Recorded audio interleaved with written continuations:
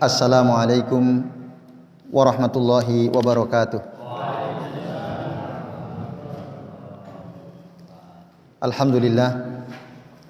Alhamdulillahilladzi hadana li hadza wa ma kunna linahtadiya laula an hadanallah.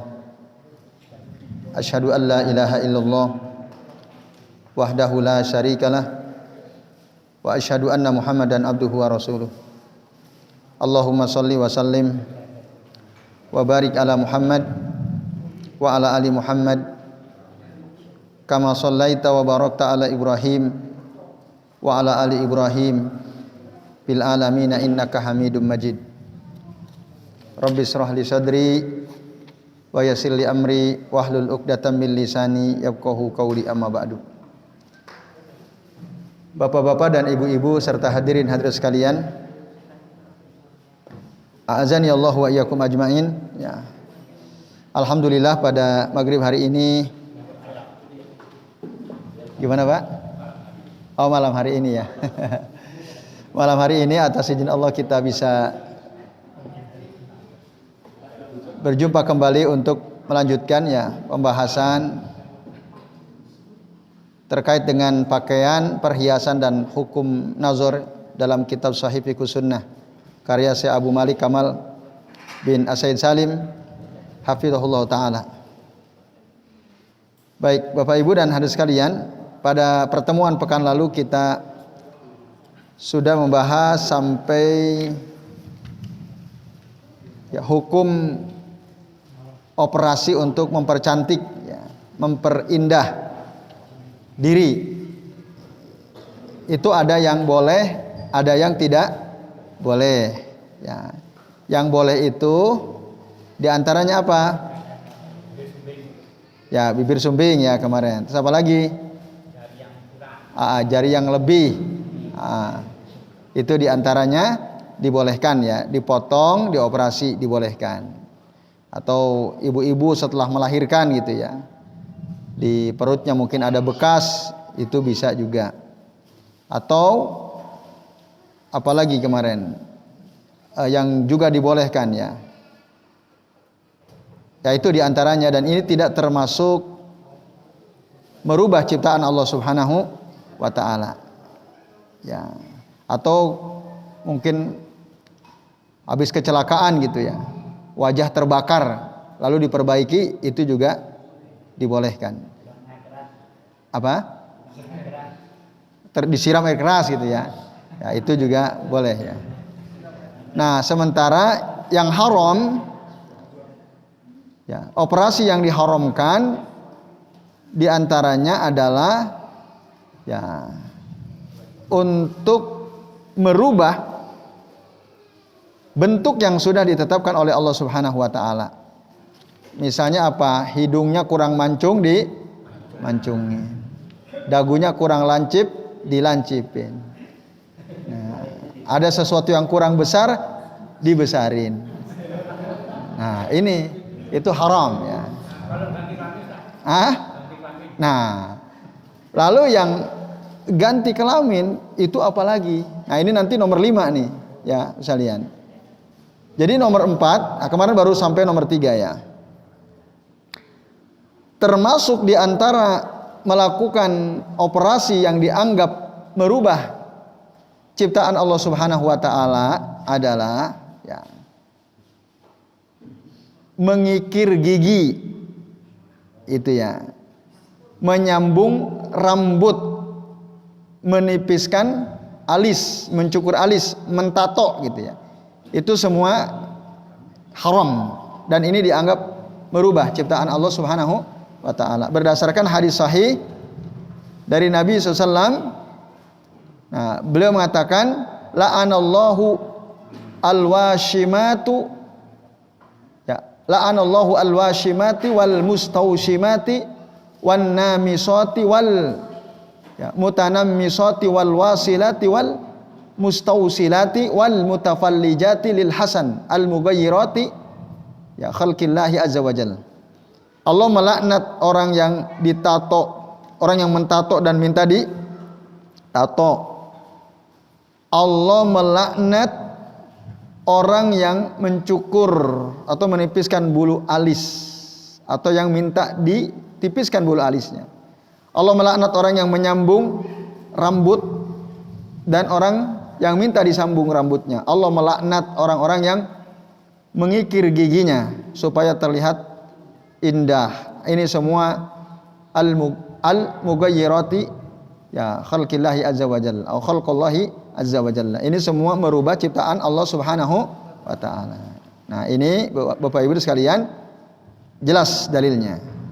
Nah, yang paling berat tadi ya, merubah kemaluan, merubah jenis kelamin. Maka kata Syekh Abu Malik Kamal bin Asad Salim, la syakka anna a'zama a'mali tabdil li khalqillahi ta'ala hurmatan hiya taghyiru al-jins min dzakarin ila unsa ya wal aks.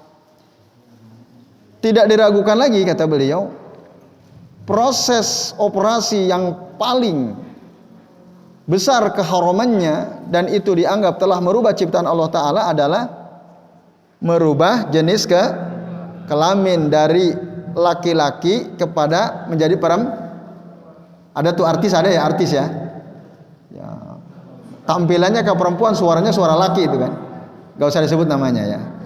Nah itu ada. Atau sebaliknya, ini jelas dia telah betul-betul merubah ciptaan Allah Subhanahu wa taala. Nah, jadi Allah ciptakan dia sebagai laki-laki sempurna, tapi dia ingin menjadi perempuan. Atau Allah ciptakan dia sebagai perempuan sempurna, tapi dia ingin jadi laki-laki. Di barat itu banyak, bahkan di negeri kita pun ada. Tapi kalau ya ada orang lahir memiliki dua jenis kelamin ya, yang dalam bahasa hadis disebut al-khunsa. Khunsa itu orang yang lahir dengan dua jenis kelamin. Maka kalau dia operasi menghilangkan salah satu jenis kelaminnya dan mempertahankan mana yang cenderung lebih kuat, ini tidak termasuk yang diharamkan. Ini halal ya. Karena tidak dianggap merubah ciptaan Allah Subhanahu wa taala. Justru untuk menegaskan bahwa dia cenderung kepada laki-laki atau perempuan misalnya. Nah, ini Bapak Ibu sekalian.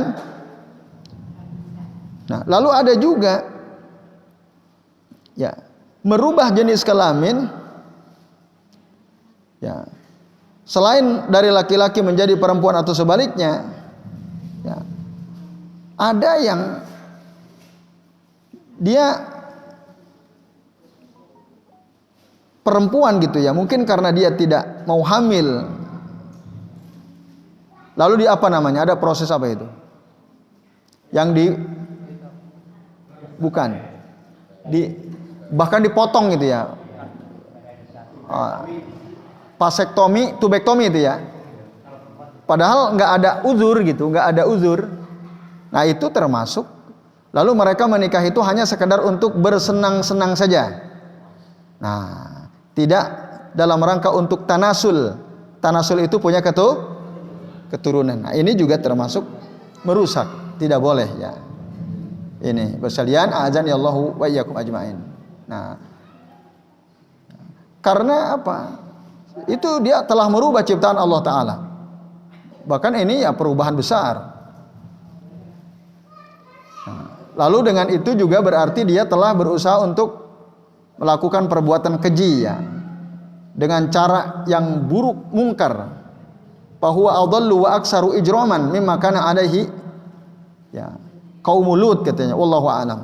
Nah, ini lebih banyak, besar lagi dosanya, lebih sesat lagi ya daripada perbuatan kaum Nabi Lut, wallahu taala alam ya. Yaitu, atau mungkin ada istilah lain ya, ada istilah LGBT itu ya, lesbian atau gay. Nah, itu yang kaum Nabi Lut itu ya. Nah, maka di Indonesia ini Ada kaum muslimin yang menolak aktivis pembela gay, LGBT itu ya. Grup musik apa namanya? Coldplay ya. Wah, Pak Heru hafal tuh Pak Heru ya. Pasti sering baca berita ini ya. Nah, itu ditolaknya karena apa? Bahkan ketua MUI ya juga ya mengatakan ini bertentangan dengan konstitusi gitu ya. Ya itu, tapi Allah alam kayaknya tetap akan jadi itu ya. Allahu alam. Tapi yang penting kita dukung yang menolaknya ya, sekalian. Nah, ini Bapak Ibu dan sekalian, itu termasuk perbuatan yang merubah jenis kelamin atau dalam istilah tadi namanya transgender. Itu haram. Ya, termasuk biseksual itu ya.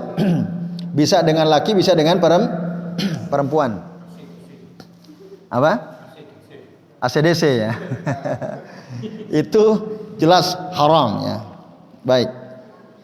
Nah, ini Bapak Ibu dan sekalian ya. Lalu yang terakhir Bapak Ibu dan sekalian,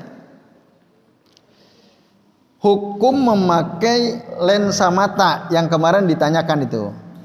Ya, sempat ditanyakan. Syekh Shalih bin Fauzan hafizahullah taala, beliau pernah ditanya tentang hukum memakai lensa ya, yang ditempel di mata itu ya, yang harganya mahal, itu boleh atau tidak? Beliau mengatakan memakai lensa mata jika dalam rangka untuk kebutuhan nggak ada masalah, la ba'sa bih. Kan ada kacamata itu sekarang bisa ya pakai lensa itu, mungkin dia minus atau plus gitu ya, punya apa, rabun mata, betul ya namanya. Kan ada yang tidak perlu pakai frame itu ya. Kalau frame mungkin harganya Allah alam, nggak tahu lebih mahal mana, saya nggak tahu itu ya. Itu supaya nggak kelihatan dia tempel di matanya. Kalau menurut jawaban Syekh Shalih bin Fauzan ya, lubsul adasat min ajlil hajah la ba'sa bihi. Pakai lensa mata kalau emang itu kebutuhan tidak ada masalah. Tapi kalau tidak ada kebutuhan maka lebih baik ditinggalkan. Maksudnya matanya normal, cuma dia ingin supaya matanya terlihat indah, lalu dia beli lensa mata yang harganya mahal. Ah, ini sebaiknya ditinggalkan karena satu harganya mahal, ini dianggap perbuatan yang israf. Ya, berlebihan, haram ya. Itu. Dan di samping itu sebenarnya dia menipu gitu ya. Menipu orang lain dengan menampakkan keindahan mata padahal sebenarnya matanya tidak seindah itu ya, tapi dia kemudian tempel itu lensa tanpa ada hajat. Nah, ini namanya al-ghish wa tadlis ya. Lebih baik ditinggalkan. Nah, Syekh Ibnu Al-Utsaimin rahimahullah juga, beliau ketika membahas masalah ini, nah, yaitu lensa mata yang ditempelkan ke mata itu bagaimana? Kalau menurut beliau harus dimusyawarahkan dulu dengan dokter.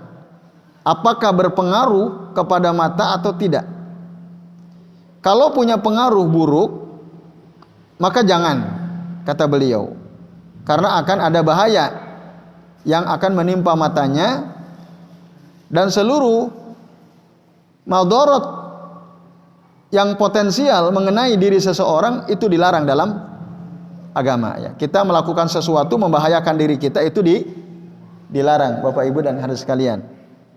Berdasarkan ayat Al-Qur'an surah An-Nisa 29, Allah Ta'ala berfirman, wala taqtulu anfusakum innallaha kana bikum rahima. Janganlah kalian membunuh diri kalian sendiri, karena sesungguhnya Allah itu Maha Penyayang. Allah menyayangi kalian ya. Innallaha kana bikum rahima. Itu Bapak Ibu dan sekalian, dasarnya itu. Maka jangan kita melakukan sesuatu, memperlakukan tubuh kita yang membahayakan. Itu. Jadi pakai lensa mata, kalau itu berbahaya, lebih baik ditinggal, bahkan dilarang. Itu. Tapi kalau para ahli, para dokter mengatakan kok enggak ada masalah, enggak ada pengaruh bagi mata, tidak membahayakan mata. Nah, maka kita, kata saya Ibnu Utsaimin ya, fa innana nanzur marratan ukhra hal hadhil adasat taj'alu ainal mar'ah ka ayunil bahaim. Perlu kita perhatikan lagi. Kata dokter oke, enggak ada masalah, enggak berbahaya. Nah, apakah lensa itu menjadikan mata seorang wanita khususnya yang sering pakai kan wanita ya, itu menjadikan mata mereka ya seperti mata hewan? Ya, mungkin matanya jadi seperti mata kambing, seperti mata al-arnab, mata apa? Kelinci gitu ya misalnya, atau seperti kalau di kita mata kucing gitu. Itu boleh enggak? Wah, matanya kayak mata kucing gitu ya. Maka fahadza la yajuz. Ini enggak boleh. Karena apa? Berarti kalau dia memakai lensa supaya matanya seperti mata kucing atau mata hewan lain, masuk dalam bab at-tasyabbuh bil hayawan. Berarti dia menyerupai hewan. Wat tasyabbuh bil hayawan lam yarid illa fi maqami dzam wa tanfir. Menyerupai hewan itu ya tidak boleh, karena dalam Al-Qur'an atau dalam sunnah itu semua dicela. Ya, kita harus meninggalkan perbuatan menyerupai hewan. Contoh misalnya dalam surah Al-A'raf. Ya. Di situ ada diterangkan ya, orang yang ngikutin hawa nafsu itu, ngikutin dunia ya, itu bagaikan seekor anjing ya, in tahmil alaihi yalhas au tatruku yalhas. Jadi dia itu apabila dibiarkan atau ditinggalkan tetap menjulurkan lidahnya.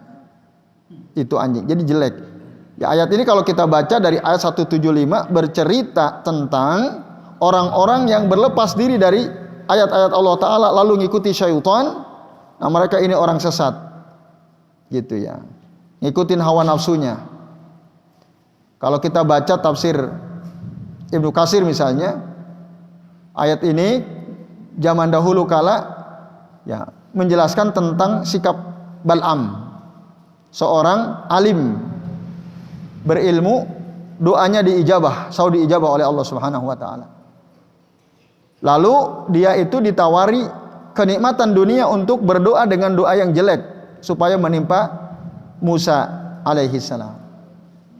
Jadi dia lebih ngikutin hawa nafsunya, lebih ngikutin syaitan. Nah, orang yang kayak gini ini seperti seekor anjing. Dikasih nggak dikasih, dia tetap menjulurkan lidahnya. Nah, buruk. Dalam hadis, Nabi juga pernah menjelaskan orang yang memberi hibah ya sesuatu kepada orang lain, lalu dia minta lagi, itu bagaikan seekor anjing yang memakan muntahannya sendiri. Jelek. Tadi pagi itu ada seorang jamaah bertanya kepada kami, Ustadz, ada seorang suami punya hutang kepada seseorang. Lalu si suami ini meninggal dunia. Orang yang menghutangi mendatangi istrinya, lalu mengatakan bahwa suamimu sudah tidak punya hutang lagi. Artinya sudah dibebaskan. Ini namanya apa? Ya hibah itu ya, dibebaskan. Seiring berjalannya waktu, akhirnya orang yang mempiutang ini, yang punya piutang ini, berharap istrinya membayar. Padahal pernah mengatakan suamimu sudah beres urusannya. Oke. Tentu saja si istri senang. Setelah beberapa tahun, orang tadi berharap supaya istrinya tetap membayar hutang. Nah, ini oleh Nabi disebut ya, laisa lana masalu su'il a'id fi hibatihi kal kalbi ya'udu fi qai'ihi.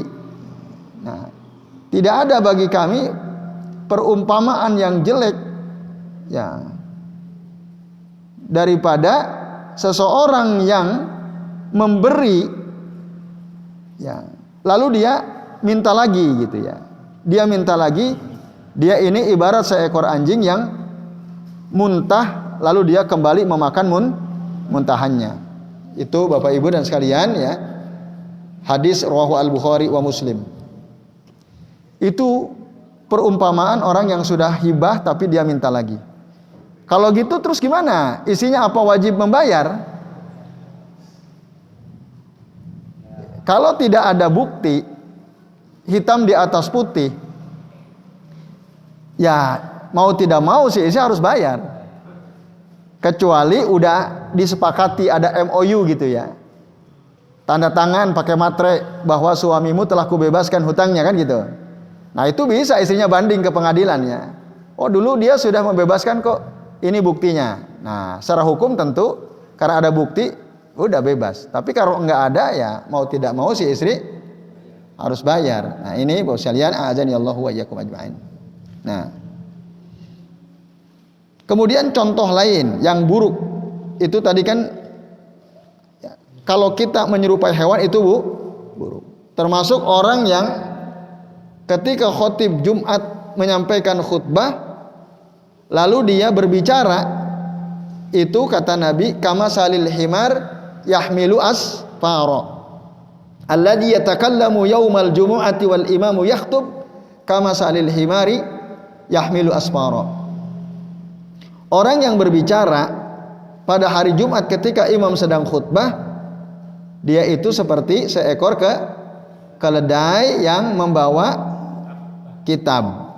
Maksudnya apa? Ya enggak bisa ngambil manfaat gitu. Dari khutbah Jumat dia enggak bisa ngambil manfaat sebagaimana keledai tidak bisa ngambil manfaat dari kitab-kitab yang ada di punggungnya. Nah ini beberapa contoh yang disebutkan dalam Al-Quran dan hadis Nabi bahwa nyerupai hewan itu adalah tercela. Gitu. Waktu sholat kita nggak boleh turun seperti turunnya unta waktu mau sujud kan gitu. Ada. Terus waktu kita sujud tidak boleh menyerupai seperti anjing. Waktu kita sujud juga tidak boleh cepat-cepat seperti ayam mematuk gitu. Nakrotudik gitu ya. Dan seterusnya. Semua dalil yang menjelaskan tentang penyerupaan dengan hewan itu adalah perkara yang tercela ya. Maka begitupun kata saya Ibnu Utsaimin tadi ya, kalau kita memasang lensa mata lalu mata kita seperti hewan, maka ini haram. Karena semua bentuk penyerupaan dengan hewan itu haram. Nah ini sekalian, a'adzani Allahu wa iyyakum ajma'in. Tapi kalau tidak merubah mata, nah gitu ya. Apalagi tadi untuk supaya bisa baca lah gitu ya. Itu di sini katakan amma idza kanat la tughayyiru al-aina walakinnaha tughayyiru launal aini min sawadin khalis ila sawadin duna dzalik wa ma asbaha dzalika fala ba'sa. Tapi ya jika merubah mata lensa itu ya dari tadinya warnanya hitam sekali gitu ya, kemudian hitamnya menjadi agak abu lah gitu, seperti itu misalnya, tidak menyerupai hewan, maka dan yang sejenis dengan itu pala ba'sa, tidak ada masalah kata saya Ibnu Utsaimin. Nah ini tidak disebut merubah ciptaan Allah Subhanahu wa taala. Itu beda dengan tato ya, itu.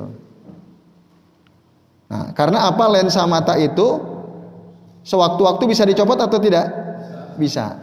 Kalau tato yang disuntik itu nggak bisa ya, kecuali tato gambar kemarin yang bisa dihapus, nggak ada masalah ya. Nah ini Bapak Ibu dan hadirin sekalian, a'adzani Allah wa iyyakum ajmain ya. Itu. Jadi lihat dulu tentang hukum boleh atau tidak boleh tergantung efeknya atau dampak efek sampingnya. Nah, terus apakah berubah seperti mata hewan atau tidak? Nah, itu yang perlu diperhatikan. Kalau iya maka dia menjadi haram. Nah, lalu kemudian fa'ala kulli hal in tajannabat hal mar'atu fahuwa ahsan wa aula wa aslam. Tapi kalau wanita, ya ala kulli hal, kalau seorang wanita menjauhi perbuatan tersebut, tadi masang lensa mata, tentu ini lebih baik, lebih utama, lebih selamat. Ya, supaya matanya juga tidak berbahaya gitu. Nah, tapi kalau memang itu harus, ya kembali tadi, menurut dokter bahaya atau tidak.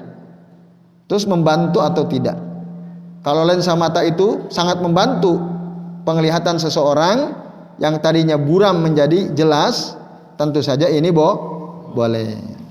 Nah, ini Bapak sekalian, a'adzani Allah wa iyyakum ajmain, ya keterangan beberapa ulama terkait dengan lensa mata. Itu boleh atau tidak. Jadi kesimpulannya jelas ya, ada yang boleh, ada yang haram. Jadi saya kira ini ya pembahasan terakhir bab pakaian, perhiasan dan hukum nazar. Selebihnya insya Allah nanti kita akan membahas tentang kitab pernikahan, ya, dan ya bab-bab lain yang berkaitan dengan masalah pernikahan.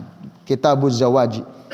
Sementara sampai di sini, selebihnya masih ada waktu kita manfaatkan untuk dialog ya, barangkali ada di antara Bapak Ibu yang mau bertanya, kami persilahkan. 1, 2, 3. Monggo Pak Gani dulu. Assalamualaikum warahmatullahi wabarakatuh. Waalaikumsalam warahmatullahi wabarakatuh. Ustaz, hukumnya khitan. Kita juga memotong. Lalu bagaimana dengan khitan wanita itu kan apa ya? Kan tidak ada jelasnya Ustaz. Tinggi atau tidak itu gimana Ustaz? Tinggi atau? Tinggi. Oh ya. Kan pakai anting. Kan tidak jelas tuh. Wanita itu apakah harus juga khitan sepertinya laki-laki? Ya, terima kasih Pak Gani. Terus monggo Pak Haris.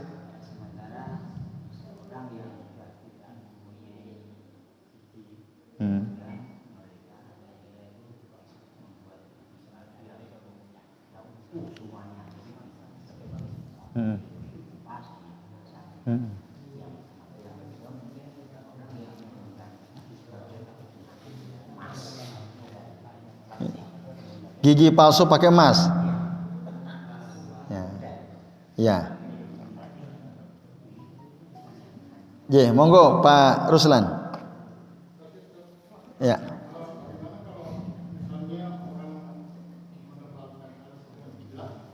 Ya. Ya. Menebalkan kumis dengan celak. Ya.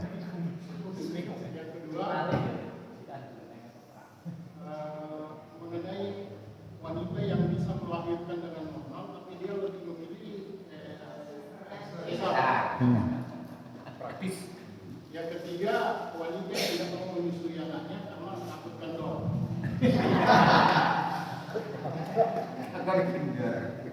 Iya.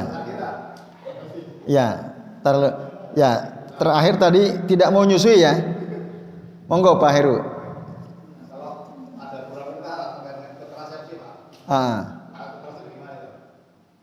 Alat kontrasepsi. Ya, ya seperti pakai kondom misalnya gitu.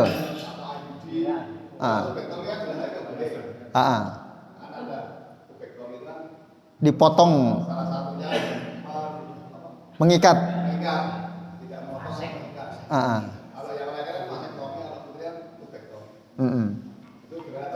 Iya. Jadi kontrasepsi dalam konteks tadi ya Pak Heru ya. Pembatasan kelahiran, ya.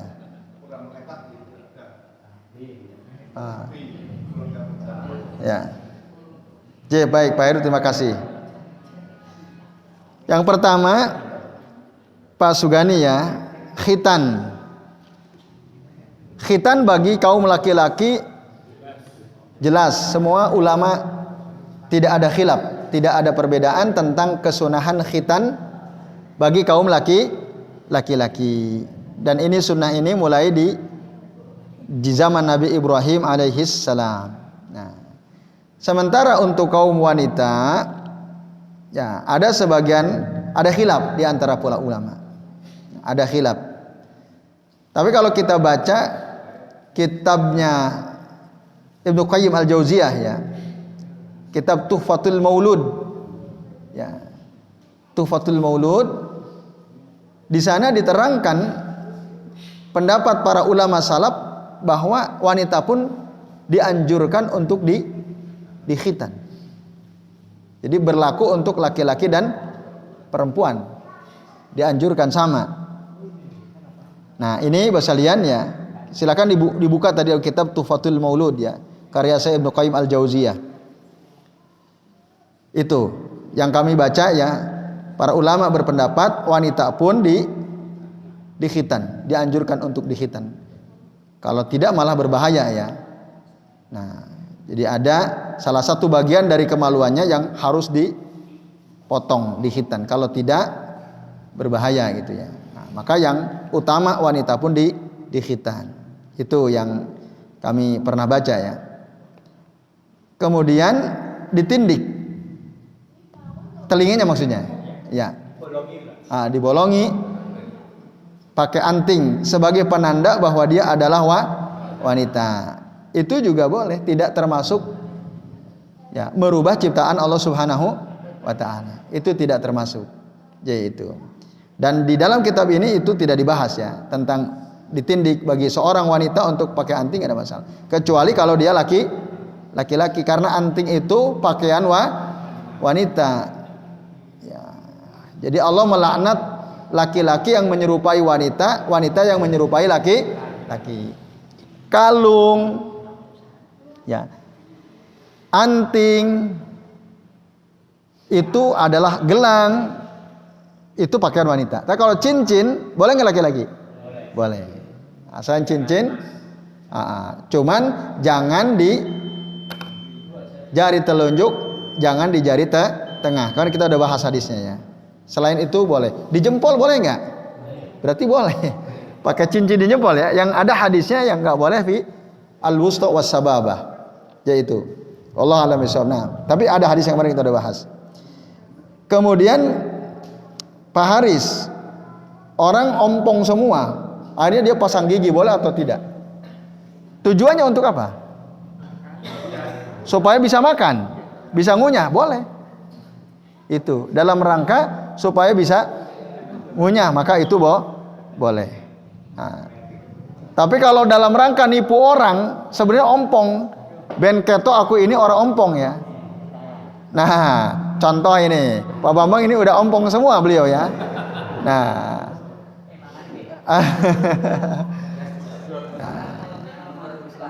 itu tergantung tujuannya Pak Haris. Ada yang dibolehkan, ada yang tidak tentu saja. Kemudian pakai gigi emas, wanita boleh kan ya, diharamkan perhiasan dari emas dan perak lidzukuri ummati, itu kaum laki-laki dari umatku, tapi dihalalkan bagi kaum wanitanya, itu dibolehkan. Laki-laki nggak boleh. Termasuk makan pakai sendok emas, pakai piring emas, itu nggak boleh juga. Nah itu, yaitu ya untuk kaum laki-laki. Perempuan bisa. Kemudian yang berikutnya, menebalkan alis dan kumis paruslan ininya dengan celak. Dan memang kemarin kita udah bahas ya, celak itu bisa menumbuhkan rambut. Cuma Rasul itu kalau pakai celak di bulu mata, di bawah mata, bukan di alis, bukan di kumis, gitu ya. Tapi kalau dalam rangka untuk menyuburkan, apakah itu termasuk merubah ciptaan Allah? Tidak. Ya. Tidak, maka ya bisa saja. Ya.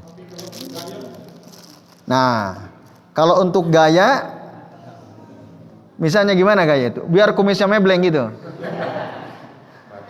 Biar maco gitu. Kan kita tahu Rasul itu menyuruh kita untuk memelihara jenggot dan mencukur kumis. Ini malah dimeblengin kumisnya ya. Nah, setidaknya bertentangan dengan sunnah Rasul itu ya. Kumis itu ya harus dicukur ya, tidak ditebalkan. Yaitu Pak Ruslan. Tapi kalau untuk alis kan misalnya untuk kelihatan supaya tebal. Nah, katanya dicukur nggak boleh kan? Nah, kalau dicukur ditipiskan tidak boleh. Lalu kalau ditebalkan bagaimana? Ya, pakai celak ya ada itu celak atau alat kosmetik di zaman sekarang kan ada ya untuk memanipulasi supaya alisnya itu kelihatan tebal ada ya. Bahkan ada juga bulu mata palsu juga kan? Ya supaya nampak cantik itu bagaimana? Nah, itu kita kiaskan sama dengan menyambung rambut dengan rambut gitu. Menyambung bulu mata dengan rambut. Termasuk tadi pakai pensil penebal alis kan gitu. Ya, ada pensil namanya penebal alis. Kalau dalam rangka supaya nampak cantik ditebalkan itu bagaimana ya? Sekalian, wallahu alam ini ya. Kalau untuk menebalkan, karena mungkin agak beda dengan menyambung rambut ya. Kan kalau ditebalkan bukan dengan rambut ya, tapi pakai pensil itu ya. Wallahu alam, kami belum tahu ya ini hukumnya boleh atau tidak menurut penjelasan para ulama. Menebalkan alis dengan pensil itu ya. Yaitu Pak Ruslan. Wallahu a'lam bishawab. Kemudian wanita mau melahirkan tapi tidak mau normal. Ingin sesar saja. Biar cepat bisa ditentukan waktunya. Biar lahir tanggal 1 bulan 1 tahun 2021 gitu ya, misalnya.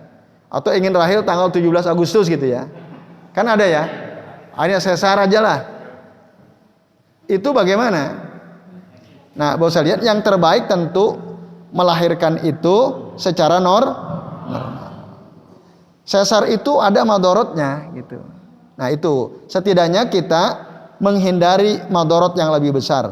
Maka pilihan terbaik ya adalah melahirkan secara normal. Kecuali memang nggak bisa seperti anak kami waktu kembar yang lahir itu, isi saya pengen normal. Tapi kata dokter susah karena yang satu posisinya menghalangi. Akhirnya ada uzur kan? Boleh. Tapi kalau keadaan normal lebih baik normal ya, tidak disesar itu karena ada madorotnya sesar itu kan. Nah, dia tentu mengalami sakit yang lebih lama gitu. Yaitu Pak Ruslannya. Yang ketiga tidak mau nyusui, takut kendor. Ini adalah dosa besar. Wanita yang tidak mau menyusui anaknya karena khawatir kendor, ini adalah termasuk dosa besar. Bahkan dalam hadis disebutkan ancamannya. Iya, mohon maaf ya. Tempat keluarnya ASI itu akan dipatokin ular itu. Itu ada hadisnya. Bisa dibaca dalam kitab Al-Qabru Azabuhu wa Na'imuhu itu. Ada hadis yang menjelaskan ancaman wanita-wanita yang mau tidak menyusui anaknya karena khawatir macam-macam gitu ya. Itu Pak Ruslan. Jadi nggak boleh. Itu termasuk dosa besar. Terakhir Pak Heru, membatasi kelahiran. Ada ulama yang membolehkan, ada ulama yang melarang. Kecuali, jika ada uzur syar'i, misalnya kalau terlalu sering melahirkan akan mengancam jiwa si ibu. Nah, dalam keadaan seperti itu, apalagi setelah disesar kan gitu. Lalu pakai IUD itu ya. Nah, itu dibolehkan untuk menghindari kerusakan yang lebih besar. Ya. Jadi kaidahnya ada kaidah berbunyi tarkul mafasid muqaddamun ala jalbil masalih. Meninggalkan perkara yang bisa merusak itu harus lebih didahulukan daripada mengambil kemaslahatan. Dalam keadaan ada uzur tentu saja boleh. Tapi kalau enggak ada uzur, kok dia misalnya diikat itu ya, ayudi itu namanya ya. Apa namanya? Kalau diikat apa namanya? Tubektomi. Sterilisasi ya. Walaupun bisa lepas itu ya. Enggak ya, kalau diikat. Kayak ayudi itu gimana? Oh, pakai spiral. Bisa aja itu harus dilepas ya. Harus diganti, dikontrol kayaknya 5 tahun sekali apa ya? Ya. Dalam rangka untuk membatasi kelahiran tadi. Ada enggak udzur syar'inya? Kalau ada maka tidak ada masalah. Tapi kalau enggak ada udzur syar'i, ya dia sebenarnya anaknya yang lahir nomor 1 usianya sudah kelas 6 SD gitu ya. Lah kok pasang spiral gitu. Padahal dia juga secara ekonomi baik-baik saja kan gitu. Nah itu tentu tidak boleh karena tujuan agung pernikahan salah satu diantaranya adalah lit tanasul tadi, untuk punya keturunan. Bahkan Rasul ya mengatakan bahwa beliau bangga dengan banyak umatnya kelak nanti pada hari kiamat. Nah ini kok malah dibatasi gitu ya. Ya termasuk nanti kaitannya dengan diskusi tentang KB itu. Nah bahkan Rasul nyuruh kita kan untuk menikahi wanita-wanita yang al-walud wal wadud, wanita-wanita yang potensi banyak melahirkan dan kasih sayang, penyayang ya. Karena Rasul senang gitu kalau umatnya banyak. Nah, maka kalau ada orang pasang kontrasepsi membatasi kelahiran, KB tadi bertentangan dengan ya maqasidus syariah ya, tujuan syariat pernikahan tadi ya. Yaitu diantaranya untuk memperbanyak keturunan itu. Kecuali tadi kalau ada udzur syar'i maka itu tidak ada masalah. Wallahu a'lam bishawab. Jadi itu Pak Heru. Ya, gimana itu? Ada kebiasaan di masjid kita ini mengadakan celengan setelah naik di mimbar. Nah, itu kan bisa membatalkan sholat Jumat, pahala sholat Jumat. Siapa yang tanggung dosanya Ustaz? Apakah takmir masjid atau bagaimana? Ya, terima kasih Pak Ruslan. Bapak Ibu sekalian, ini penting. Iya. Dalam hadis Nabi Rasulullah SAW pernah bersabda begini, man massal hasa ya wal khatibu yakhutub faqad lago. Barang siapa yang memegang-megang kerikil sementara khatib lagi khutbah, maka sungguh dia telah berbuat sia-sia, menyia-nyiakan pahala Jumatnya. Haso itu kerikil. Berdasarkan hadis ini, sebagian mengatakan menggeser-geser kotak infak apalagi gitu. Kerikil aja nggak boleh, apalagi geser-geser kotak infak ketika khatib sudah mulai khutbah. Itu Bapak sekalian. Nah maka kalau itu dilakukan, yang dosa siapa? Ya yang nyuruh geser-geser infak itu siapa? Nah yang nyuruh. Nah sampingnya nyuruh siapa? Ya tentu ini kebijakan tak. Nah maka takmir memang perlu. Nun sewu ya. Di balai kota dulu waktu kami tinggal di sana, dulu begitu kotak infak itu digeser-geser. Kemudian kita bahas masalah ini. Saya sampaikan kepada ketua takmir kala itu, Pak, lebih baik kita nggak usah geser-geser kotak infak. Karena apa? Resikonya kasihan para jamaah. Dan tentu kita ikut nanggung gitu ya. Alhamdulillah akhirnya takmir merespon, oke, berarti mulai Jumat besok kita nggak usah geser, oke. Terus solusinya gimana? Ya udah pasang kotak infak di akses pintu masuk, diganti, sehingga jamaah itu yang mau infak pas mau masuk masukin uangnya. Ketika khatib udah nggak ada kotak infak berjalan. Bapak sekalian, alhamdulillah bisa. Memang waktu awal-awal Jumat pertama, kedua turun drastis. Infaknya turun. Yang biasa katakanlah misalnya 45 juta itu bisa setengahnya 50%. Begitu juga di Masjid Al-Fatah tuh. Dulu gitu juga. Kita bahas juga masalah seperti ini. Bahkan takmir sebagian mengatakan nggak usah, udah biasa aja. Kenapa? Karena nanti kalau nggak digeser pasti berkurang. Betul. Jumat pertama, kedua berkurang. Akhirnya balik lagi. Yang lain udah nggak usah. Nah setelah diterapkan nggak usah, ternyata normal lagi. Begitu juga di balai kota. Setelah Jumat ketiga, Jumat keempat khususnya, ya normal lagi. Seperti pada Jumat-Jumat sebelumnya ketika masih digeser itu. Nah, untuk kehati-hatian Bapak Ibu, terutama takmir ya, memang lebih baik usahakan untuk tadi ya, menyediakan infak para jamaah, pasang aja kotak infak di pintu masuk gitu. Nanti diumumkan kalau mereka belum paham, hadirin sekalian yang mau infak, silakan masukkan ke kotak infak yang ada di depan pintu gitu. Sehingga nggak perlu geser-geser kotak infak waktu khotib sudah mulai khutbah. Ya itu Pak Ruslan ya. Biasanya baru sebaris. Bisa. Tapi beberapa masjid biasa kalau belum mulai itu yang hadir sedikit. Baru tengah-tengah khotib banyak kan gitu. Biasanya. Maka yang paling aman kotak infak sediakan di depan. Itu yang paling aman. Yaitu. Kalau gitu nanti akhirnya nabrak-nabrak juga itu. Yaitu. Wallahu a'lam bishawab ya. Semoga Pak Pri bisa dimusyawarahkan lagi gitu ya. Memang lebih aman kotak infak itu tidak digeser, kecuali kalau tadi ya jamaahnya sebelum khotib mulai udah banyak seperti yang saran Pak Wikan tadi, mungkin bisa saja. Tapi pas khotib udah mulai udah berhenti gitu. Jadi wallahu a'lam bishawab. Jadi baik Bapak sekalian, itu yang bisa kita bahas. Terima kasih atas perhatiannya. Mohon maaf bila ada kesalahan. Mari kita akhiri dengan baca doa kafaratul majlis. Subhanakallahumma wa bihamdika asyhadu an la ilaha illa anta astaghfiruka wa atubu ilaik. Wassallallahu ala Muhammadin wa ala alihi wa sahbihi wa baraka wa sallama alaihim ajmain. Billahi taufiq wal hidayah. Wassalamualaikum warahmatullahi wabarakatuh.